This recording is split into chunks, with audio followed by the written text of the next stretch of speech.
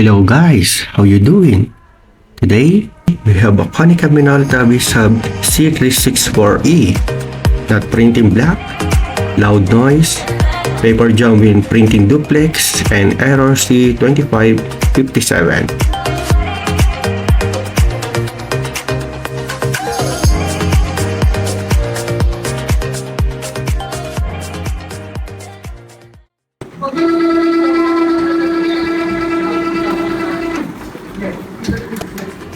That's the loud noise, guys. That's not normal. When you heard like that, don't continue use your machine. Otherwise, it's gonna give you more problem, more expensive to repair, and more headache. If you have any breakdown machines, you can call or email my calling card here. Call Printer Master to solve your problem.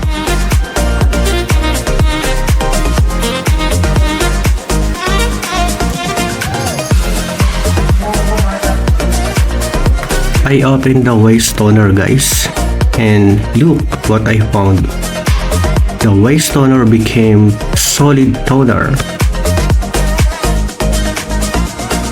I removed also the block developer, guys. As you can see, it damaged. A few days ago, I just changed this one. It damaged again.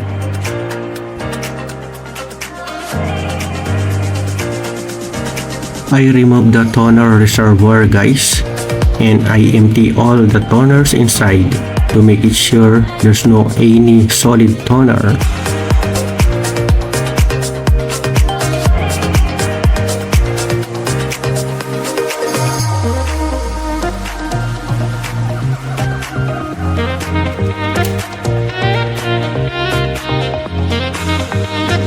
I changed again the block developer, guys. As you can see, this is my second time within a week, so it's quite complicated, guys.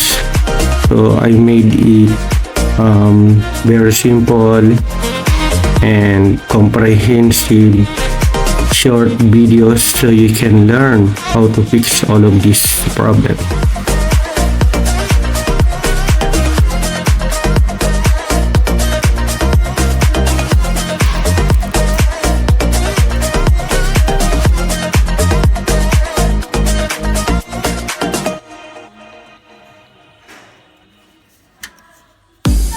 The noise was gone, guys, after I changed the developer block and cleaned the toner reservoir.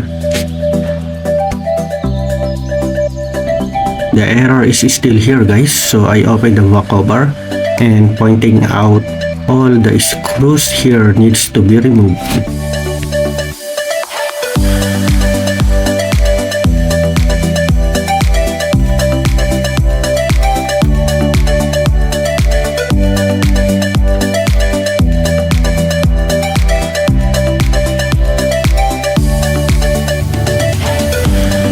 I unplugged the motor harness, guys. As you can see, there's a solenoid inside. The function of that is to trigger if you just want to print a mono. When the solenoid trigger, the engine mechanism will rotate to print the mono or color.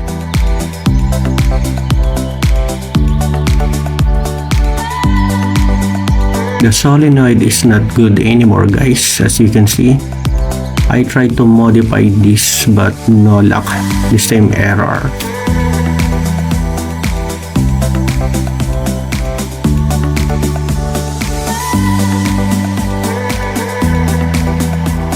I received the new driving gear, guys, but when I checked, it was different.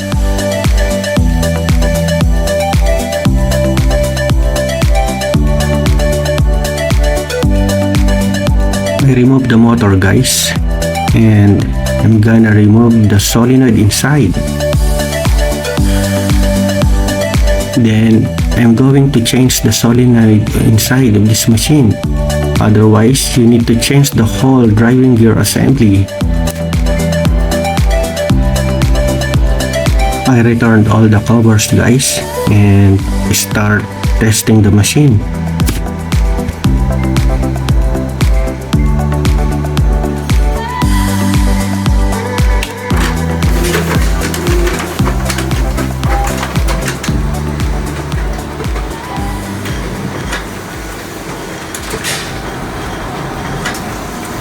No more loud noise guys.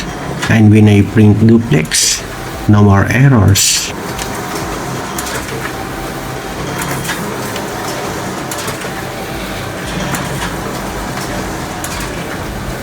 The block printout is perfect. Not only the block, including the color. That's the way how to fix the machine guys. I hope you learned today.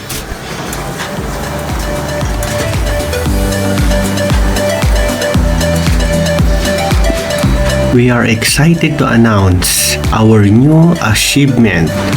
Printer Master is now Epson Authorized Repairer and Epson Authorized Service Center. Printers, photocopiers, toners, inks, and computers are available in Printer Master. From the bottom of my heart, thanks to all who loves me, who support me, and to all of my subscribers. Thanks for watching. See you next time. Take care.